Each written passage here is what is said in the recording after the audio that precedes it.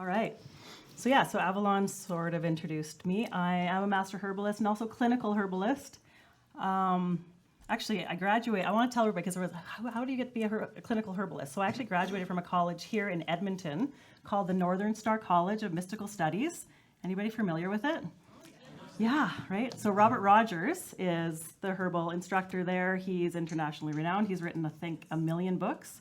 And so he was my teacher. I graduated in 2008 and actually was a university credited program, even though it's called Mystical Studies. My diploma says Plant Spirit Medicine.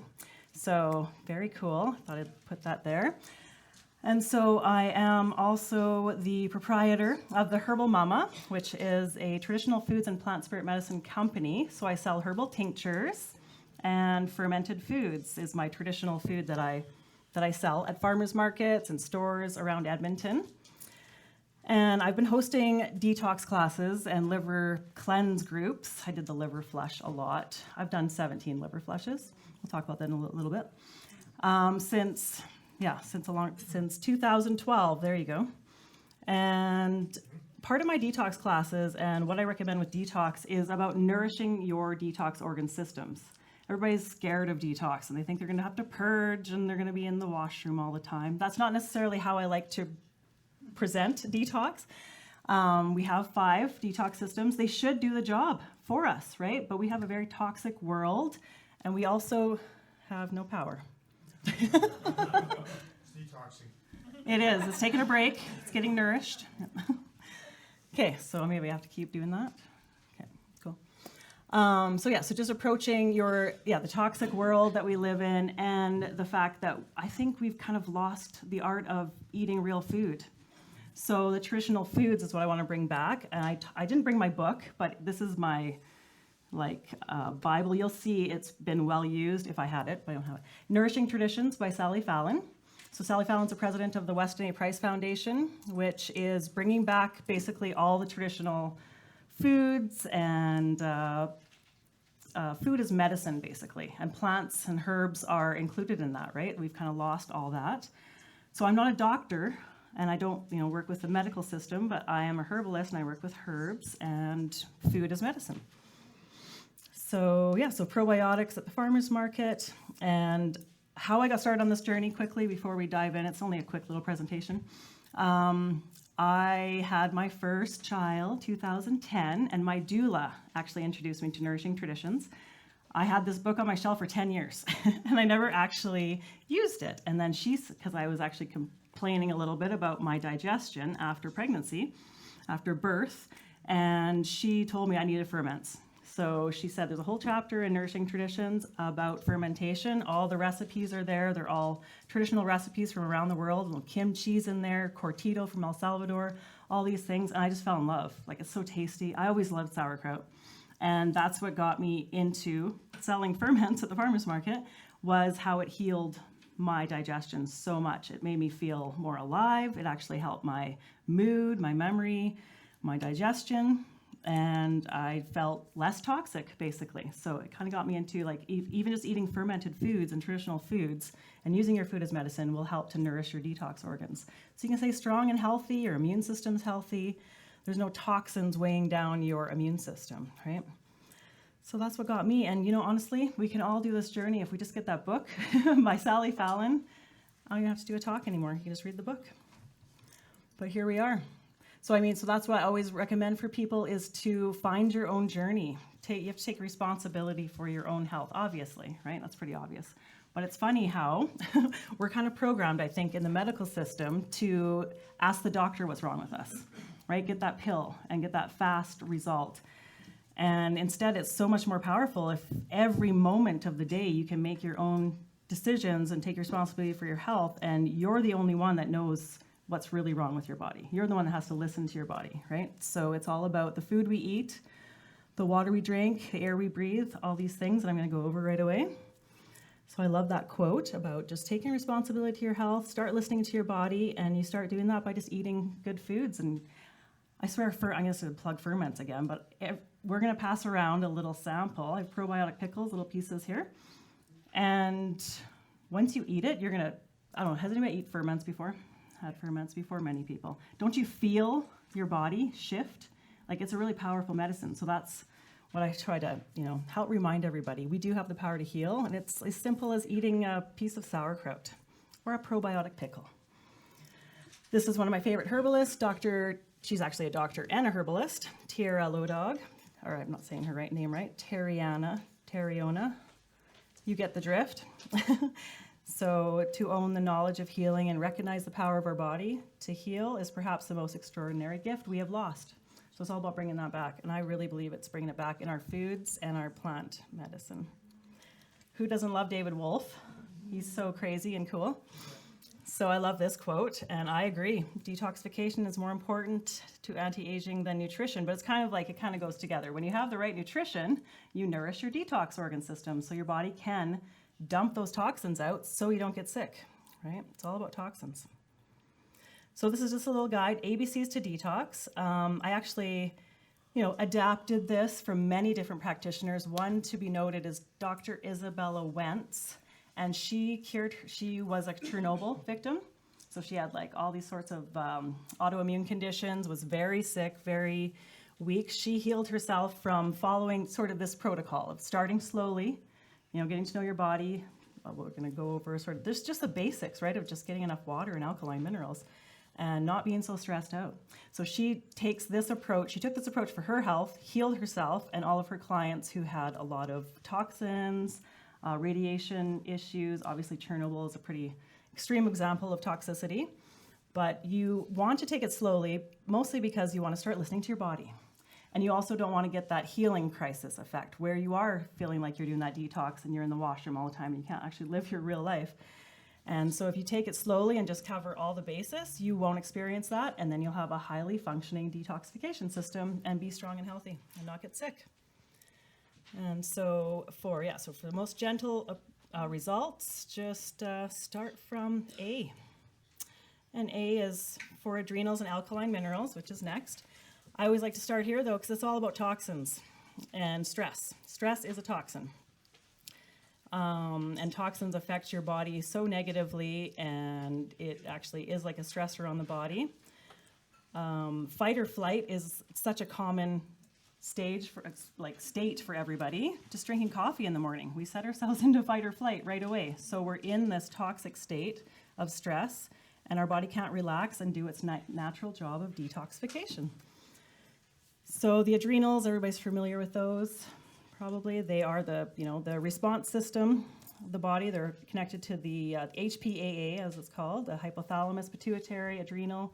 So it's like your brain, your response, how your thoughts and emotions respond to daily stressors. So all these little stressors, pretty common. I think a lot of us are experiencing that. And so how to prevent that. I mean, less stress, more breath. I like to talk about just breathe. That's free medicine. There you go, guys. And eating real food. Support your detox system with real food. Eliminate junk foods, fake foods. Listening to your body. What is a junk food to one person might be a healthy. I'm not going to say that. But some people are allergic to wheat, for example. So that is a toxin. That's a junk food for your body. Thank you.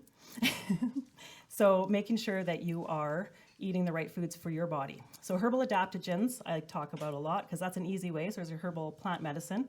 And that's what I do recommend a lot. As a practitioner, I remember, I don't do clinical practice as much anymore. I did it for 20 years, and now I'm kind of moving on. But most people, I would do iridology, look into their eyes. Everybody had stress issues. Everybody's adrenals were so depleted. So that's why I started making herbal adaptogens, and I make them in a tincture form.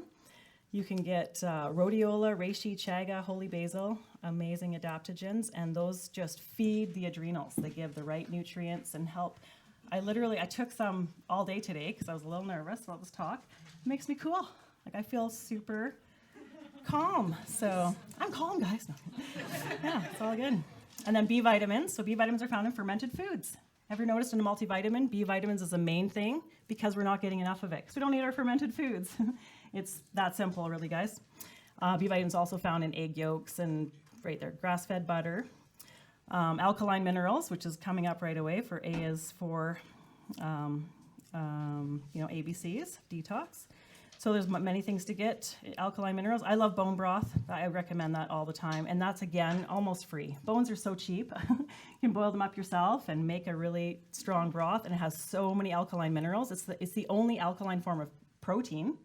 And amino acids are really important to rebuild any part of your body. But you get the alkaline minerals, plus you get an alkaline source of protein.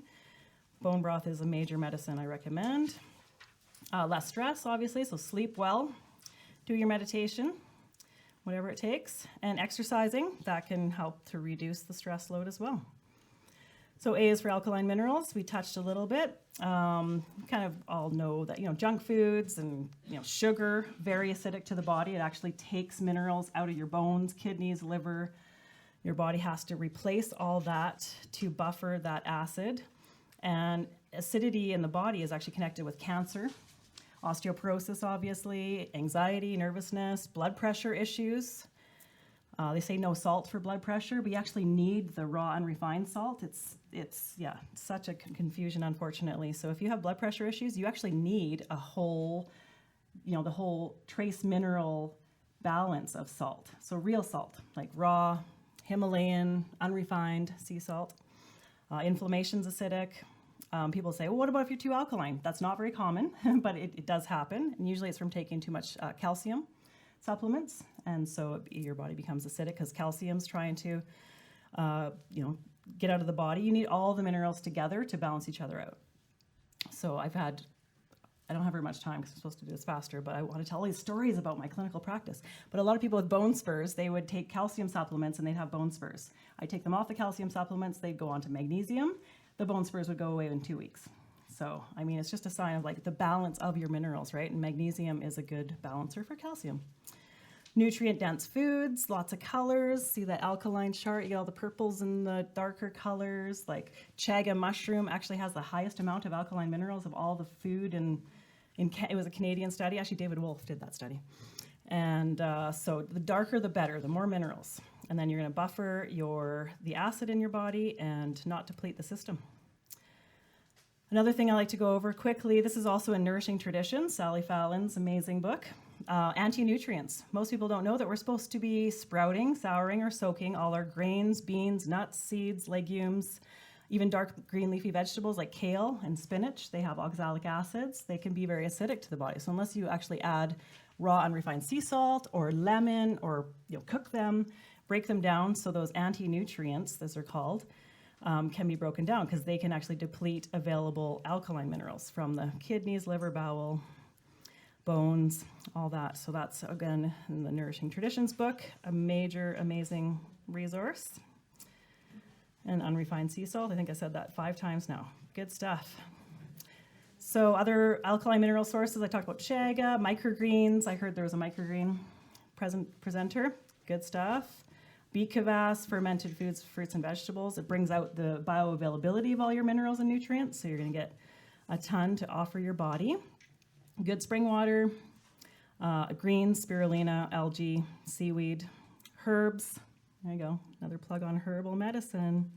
And then beet kvass, that's my graphic there. So that's it's an amazing, easy to make fermented drink. And beets, as you know, powerhouses. When you ferment them, it brings out all those nutrients even more. Plus probiotics and all the good stuff. B is for bowels. I'm jumping a little fast. Hopefully I'm not too fast. And the gut microbiome. That was talked a lot about. It was on the cover of Time magazine. Now nothing's talked about with natural medicine. It's kind of unfortunate, but we're bringing it back. So the bowels are obviously important for detox. They're a pretty large detoxification system. Did you know we have 5 pounds of bacteria in our gut alone? It's amazing, right? Like think about a pound of butter. That's a lot. They're invisible. But they are very important. They break down a lot of our foods. They break down our fiber. They break down sugar. They can prevent diabetes. Again, another clinical practice story. I've seen people with diabetes go off their medication from just introducing kombucha alone, not even the other amazing ferments. There's lots, you should eat all your ferments, but kombucha is a great one too. Considered an endocrine organ system because it actually produces serotonin, so it's good for your mood. Our immune system, Dr. Mercola actually, that's his quote, 80% of our immune system's in our gut because it's like that's where inflammation can start or, not start. There's a nervous system. Our autonomic nervous system's literally wrapped around the intestines, so that's a big part of, mood and nervousness, anxiety. It's a huge thing, mental health. So getting enough plant food, prebiotic fibers, I'm going to talk about right away. Doing fasting, amazing. Fermentation, obviously, because you get the probiotics, which are those bacteria, keep them all happy and not pathogenic, basically. And I recommend bone broth again for the bowels and the gut, for the minerals, and also for repairing the tissue. If you have leaky gut, that's a big topic, but we'll talk about that another time if you guys want to chat later. And, Hippocrates classic, all disease begins in the gut. So it is obviously really important, and you can do those simple things I talked about to help that. So I touched a little bit on fermented foods. This is all about bowel and gut microbiome. I like to break down these are the 3 different categories of fermented foods, the different sort of bacterial formulas. So kefir on its own has the most, actually milk kefir has the most beneficial, if you look at the list of beneficial bacterial culture, kefir has the most. So there's water kefir and there's milk kefir. Kombucha, everybody's heard of kombucha, it's getting so popular. That has a very specific formula of bacterial culture, mostly it tastes like apple cider vinegar because it's very vinegar-esque. So it actually helps the hydrochloric acid in your stomach, and it acts like apple cider vinegar, basically. And then there's lactic acid bacteria. That's sauerkraut. So lactobacilli, acidophilus, and those kinds of things. That's what you find in sauerkraut and even yogurts. And they're just, it's basically lactic acid, which we were talking about sanitization. You can use your sauerkraut juice to clean better than vinegar. So if you're talking about survival, have your sauerkraut juice, clean up any wound, clean up your counters, clean up raw chicken off the counter. So all the things like kimchi, sauerkraut, bikavas, and pickles, those are all the lactobacilli cultures. So getting all 3 is really important. So kind of thinking daily, am I getting all of them? I know that's a lot, that's a stretch, maybe weekly. But just, think if you're just going to get kombucha, that's only going to give you a small amount. So it's trying to get all 3 categories is recommended. So lastly, C is for cleansing the liver. Don't just jump into a liver detox if you haven't addressed A and B, right? Because that's when people start getting those healing crises and they're in the washroom all weekend. How fun is that? So if you kind of, addressed A and B, then I do recommend, looking at liver, but there's a nourishing way also to just feed the liver, which I'm going to go over here. So the liver is really important, obviously. It's the largest detox organ system besides your skin. Your skin's actually a detox organ system, right? So when you sweat, you're actually letting go of toxins, and it's larger than the liver. But the liver does a lot of work. Looks a little tired here, right? He's working hard. It's the fat factory, hormone factory. Your cholesterol is actually produced out of your liver. When you're stressed, your liver produces cholesterol to help to build stress hormones. So the liver is taxed every time you're stressed. Even watching a action movie and you're sitting there stressed, it's hard on your liver. I don't watch that anymore. I'm no, sorry, my liver is more important to me than watching an action movie. Anyways, and it's a stress hormone factory, right? Because it does literally cholesterol and hormones are they're one in each other. So increasing fat metabolism, people that want to lose weight or have stubborn fat deposits, it's usually liver that's holding that up. And, that's where toxins like to live, is in all those stubborn fat deposits. So you want to clean your liver, and then that will help with just an all-around healthy body. And the emotional balancing part, like I said.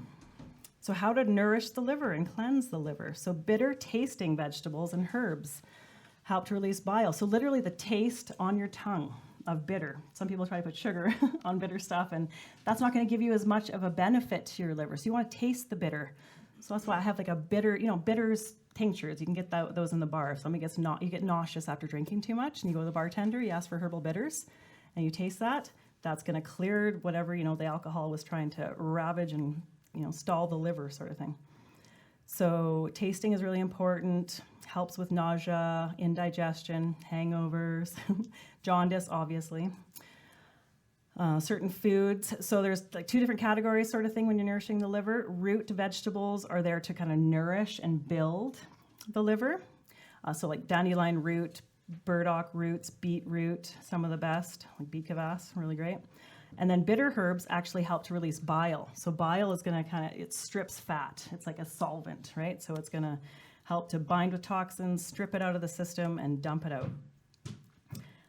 So milk thistle, super bitter tasting.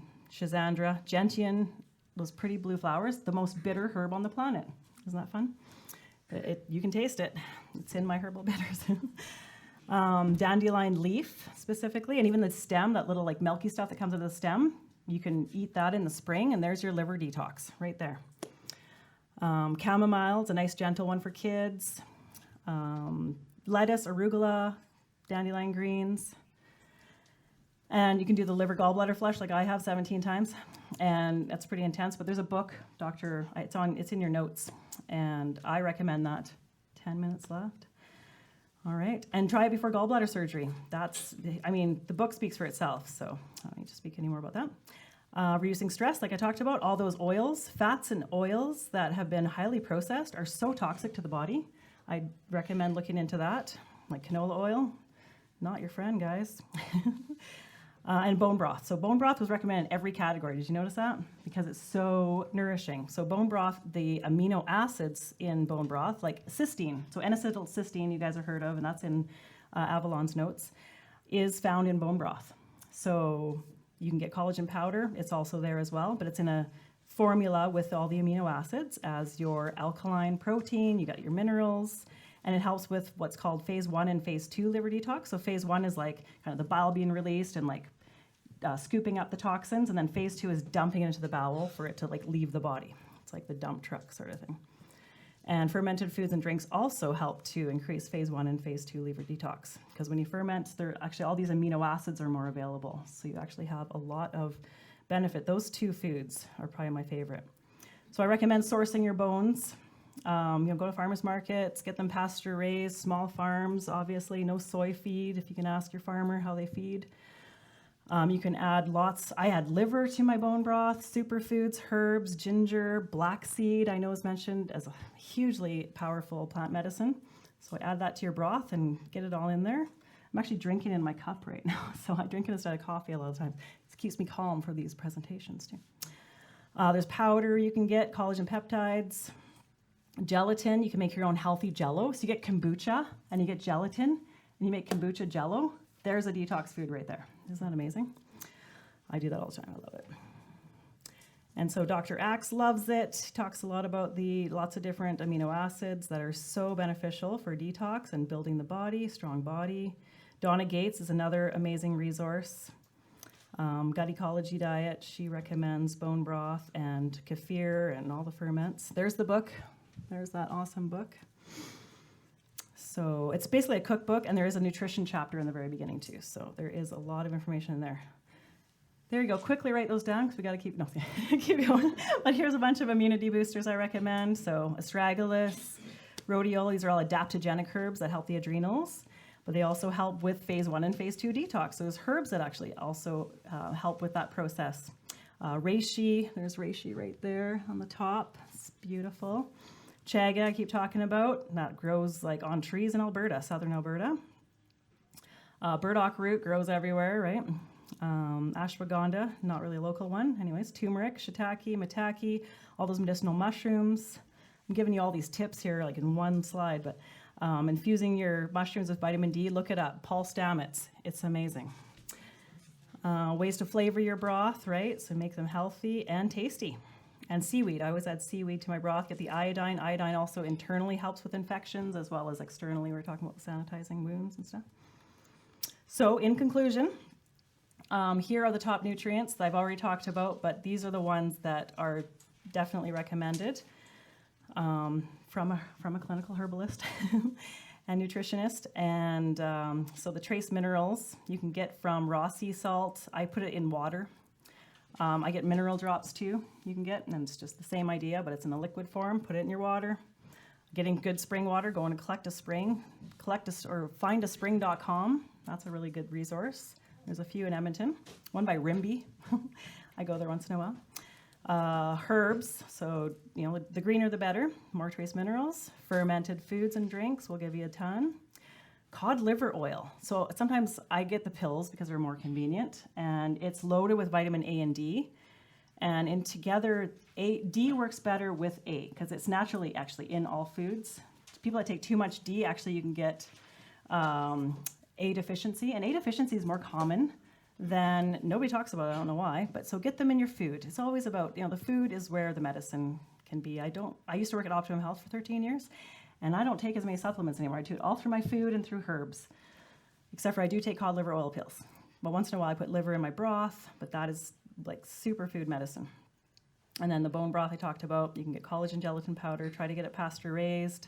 Sourcing, again, the trace minerals and the amino acids, really good for detox systems. Fermented food and drinks, lots of vitamin C, trace minerals, probiotics, enzymes, antioxidants. The list is huge. Dr. Mercola actually has like pages of all the nutrients he's tested in fermented foods.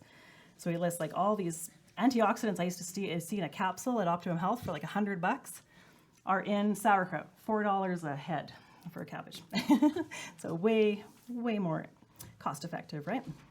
And adaptogenic herbs again, so keep your stress levels down, your toxins will, be down as well. Bitter tasting foods, like I said, so just anything that tastes bitter, you're literally, it's going to help your bile to release, to scoop up the toxins and get them out of your body, help your liver out. So I do detox kits. I sell them at farmers markets. If you go to my website, you can see where I'm at. Every Thursday I'm at a market, and I'm all over town in different stores and growing, expanding.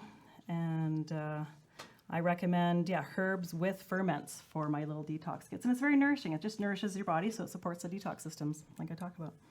So there's my product lists. It's kind of busy. Quickly, write it down. No, it's good. And that's everything. So I think we have 2 minutes for questions, if anybody has a question.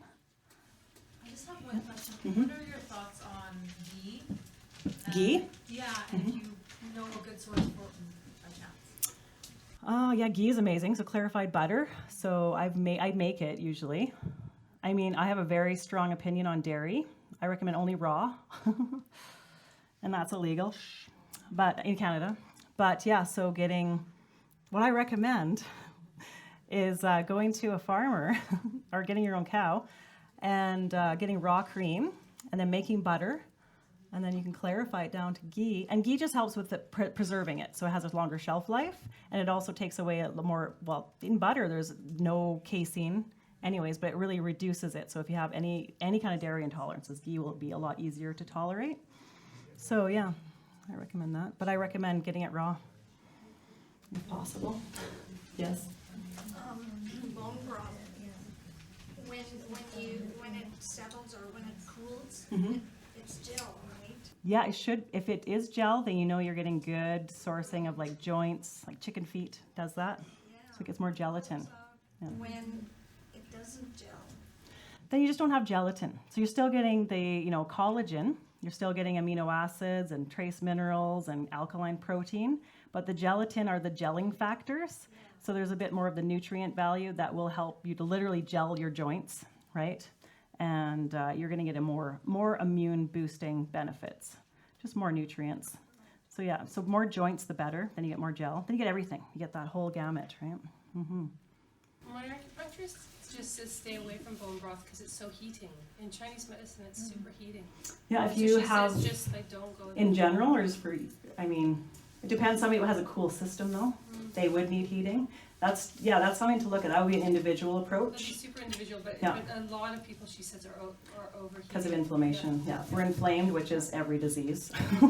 Watching that, and again, like with bone broth too, it's like the longer you cook it, the more of the benefits, which can be heating, Yeah. which can be a benefit to some but not to others. Winter time is a good time to be heated, if you're like, heating. And the thing is too with bone broth, it's kind of like a double whammy. It's like it helps to reduce inflammation, but at the same time, so at first some people might have reactions to bone broth. That's common actually. There's a lot of people, especially if you have a MSG intolerance, then usually you know that, right? And then, because what happens is the glycine levels in bone broth mimic MSG, so it'll mimic that allergy, so it won't be as inflammatory. 2 minutes left. We still have Big question. You said you're doing or you're not doing individual consultations anymore? I haven't in a while, but I'm open to it. I have my card here, so if you want to call me, and I'm open to it. I've been doing phone consults every once in a while, and I do iridology on the fly. I actually have my scope. No, it's not in my bag, but usually I have my scope on me at all times. So I have a little first aid kit in my. But yeah, I'm interested in that. Yeah. All right. No more questions? Who's doing bone broth tonight? Everybody?